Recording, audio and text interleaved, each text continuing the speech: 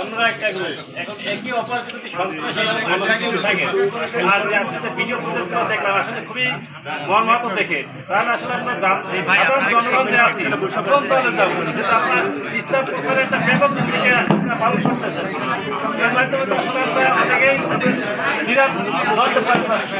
এইটা কিছু বলতে আমরা বিগত ১০০ বছর থেকে তবলিগ করতেছি। তবলিগ হলো একরামুল মুসলিমিনের চিন্তা চেতনা ধারণকারী একটা জামাত, যারা মানুষকে বিনম্রভাবে কথা বলে দাওয়াতের কাজ করে মানুষকে বিভ্রান্তি থেকে সঠিক পথে আনয়ন করে।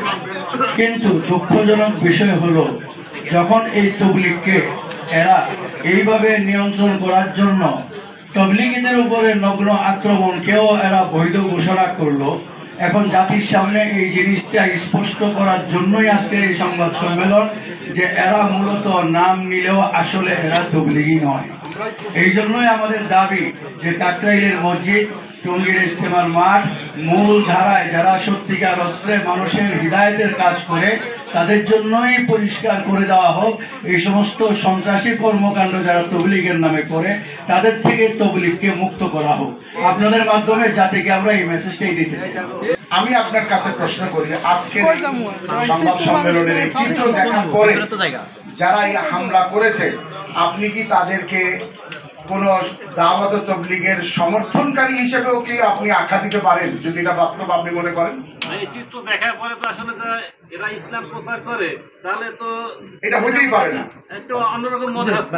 তারা তো বাস্তবতা আমরা এটাই বলতে চাই। কিন্তু তারা এর আগে সংবাদ সম্মেলন দাবি করেছে যে তাদের একজনকে আপনারা হত্যা করেছেন। আসলে আমরা কোনটা সংশোধন করতে চাই?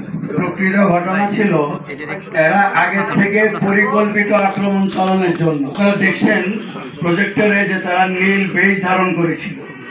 ঘটনাচক্রে ওই ভদ্রলোকের এই বেশটা খুলে গেছিল। আমাদের হাতে তো, আমাদের সাথীরা তো টঙ্গীর ইজতেমার মাঠে প্যান্ডেল করতেছিল, তাদের হাতে তো লাঠি ছিল না। এরা এদের বিরোধী পক্ষ মনে করে তাকে পিটায় মারছে। প্রকৃত ঘটনা হইল তার হাতে বেশ ছিল না, এই জন্য তাকে মারছে। এখন বলে যে আমাদের সাথী মারা গেছে। 10 জন সাথী আহত হইছে, তার কোনো প্রমাণ আজকে দেখান।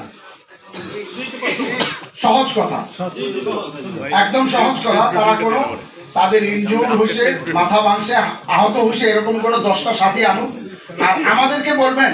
আমরা আপনাদেরকে এখন এইখানে নাম ও নম্বর দিব, আপনারা এখানেও দেখতে পাচ্ছেন, তাদের কাছে গিয়েও দেখতে পাবেন। আমাদের আহত সাথীদের সংখ্যা 1000-এর উপরে এখনো আপনি পাবেন, কারণ 6 বছর হয়ে গেছে, অনেকের নাম ঠিকানা আমরা হারিয়ে ফেলেছি। কিন্তু আপনারা চাইলে আমরা এখনো 1000-এর উপরে সাথী আপনাদের উপরে উপস্থিত করতে পারি।